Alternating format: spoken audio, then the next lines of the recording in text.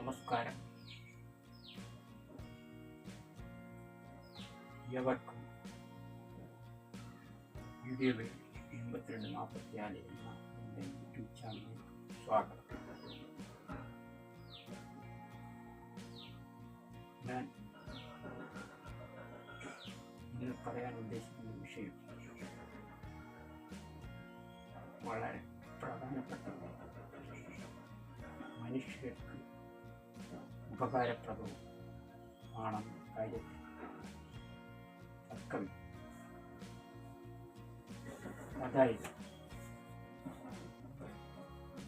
മനുഷ്യന് വേണ്ടി സംസാരിക്കാൻ ഇന്ന് ഈ ലോകത്ത്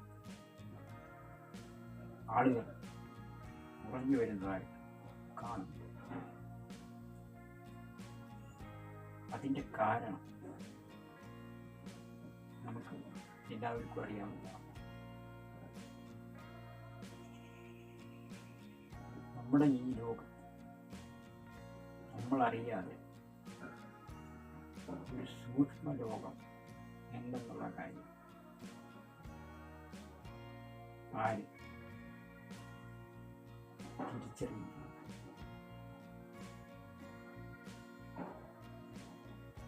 അപ്പോൾ ആരും തിരിച്ചറിയപ്പെടാത്ത എന്തോ ഒരു രഹസ്യം നമ്മുടെ സമൂഹത്തിൽ ഉണ്ട് എന്നുള്ള കാര്യം ഒരു സത്യം തന്നെ. അത് കണ്ടെത്തുക, അതിനെ വിശകലനം ചെയ്യുക, സൂക്ഷ്മ നിരീക്ഷണം നടത്തുക, അതിലൂടെ സത്യം പുറത്തുകൊണ്ടുവരിക. ഇതാണ് എൻ്റെ ലക്ഷ്യം. ഇതുകൊണ്ട് എനിക്ക് ഈ സമൂഹത്തിൽ ഈ ലോകത്തിൽ ഗുണം അല്ലാതെ ദോഷം എന്ന കാര്യത്തിൽ തർക്കം വേണം. ഒരു പക്ഷേ ഏവരും അവനവൻ്റെ കാര്യം നോക്കി ജീവിച്ചു പോകുന്ന ഒരു കാലഘട്ടം ആണ്. എങ്കിൽ തന്നെ നമുക്ക് ചുറ്റും ഉള്ള ഒരു സൂക്ഷ്മ ലോകം നമ്മൾ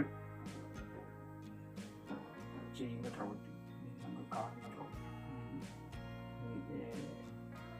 ചിന്തിക്കുന്ന പ്രവൃത്തികൾ അല്ലെങ്കിൽ പ്രവർത്തികൾ, നമ്മൾ പ്രവർത്തിക്കുന്ന ഓരോ പ്രവൃത്തികൾ അല്ലെങ്കിൽ ചിന്തിക്കുന്ന ഓരോ കാര്യങ്ങളും സസൂക്ഷ്മം ഈ സൂക്ഷ്മതയെ വീക്ഷിച്ചുകൊണ്ടിരിക്കുകയാണെന്നുള്ള കാര്യം നമ്മളായി തിരിച്ചറിയുക.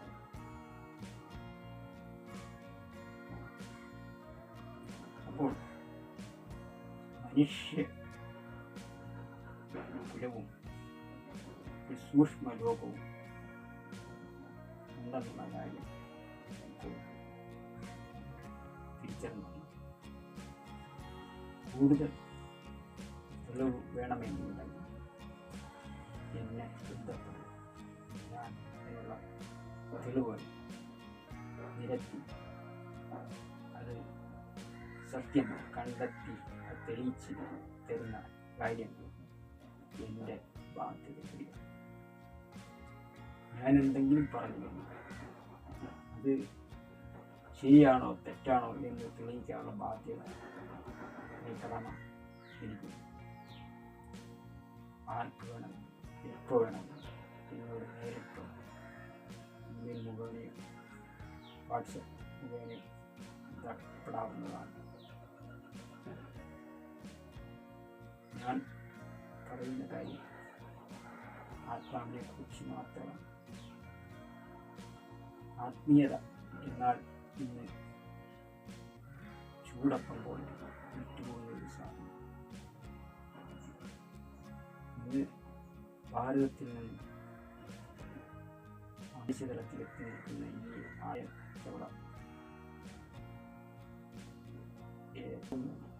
നമ്മളെ അപ്പോൾ ഉന്നതിയിൽ നിൽക്കുന്ന ഈ ഒരു ആത്മീയതയെ ഞാൻ ചെറുതാക്കി അവതരിപ്പിക്കുക. അപ്പോൾ എന്നാൽ ചോദിക്കും, എനിക്ക് എന്ത് അറിവാണ്, എന്ത് ജ്ഞാനമാണ് ആത്മീയ കാര്യത്തെക്കുറിച്ച്? നീ എന്ത് വേദോ ഉപനിഷത്തോ ഭൗതികോ പുരാണങ്ങളോ നീ പഠിച്ചിട്ടുണ്ടോ? നിനക്ക് എന്ത് യോഗ്യതയാണ് എന്നോട് ചോദിക്കാൻ സാധ്യതയുണ്ട്. പക്ഷേ ഇതൊന്നും ഇതിന് ഭാഗമില്ല. ആത്മീയത എന്ന് പറഞ്ഞാൽ ആത്മാവിനെ കുറിച്ച് അറിയുക എന്നുള്ളതാണ്. നമുക്ക് ഞാൻ ആരാണ്, നീ ആരാണ്, അവരാരാണ് നമ്മൾ ചോദിക്കുന്നു, സ്വയം ചോദിക്കാറ്. അതിൽ നിന്നാണ് ആത്മാവ് തിരിയുന്നത്. അതായത് അവനവനെ തിരിച്ചറിയുക, ഞാൻ ആരാണ്, എന്നിരിക്കുന്ന ആരാണ്, ആത്മാവാണ്. ആത്മാവ് ആരാണ്? അതാണ് നമ്മൾ തിരിച്ചറിയുന്നത്. ആത്മാവ് ഞാൻ ആരാണ്, ആത്മാവാണ്. ആത്മാവ് ആരാണ്? അതിനെ തിരിച്ചറിയുക. നമ്മൾ മനസ്സിലാക്കുന്നത് അതിൽ പുരാണങ്ങളും വേദങ്ങളും വരുന്നു. എന്നാൽ വേദങ്ങളിലും പുരാണങ്ങളിലൊക്കെ ഇത് പരാമർശിക്കുന്നു. വളരെ പുരാതന കാലം മുതൽ ഈ ആത്മാവിനെ കുറിച്ച് അവർ വളരെ ഗഹനമായി ചിന്തിച്ചിട്ടുണ്ട്. ആത്മീയ കാര്യങ്ങളിൽ ഒഴുകിയിട്ടുണ്ട്. തപസ്സൊക്കെ പണ്ടത്തെ തപസ്സൊക്കെ ഇന്നത്തെ യോഗയും ധ്യാനങ്ങളും അത് തപസ് അനുഷ്ഠിക്കുന്നു. മുനിമാരും ഋഷികളും മുനിമാരും ഒക്കെ തപസ് വർഷങ്ങളോളമൊക്കെ തപസ് അനുഷ്ഠിക്കുന്നു.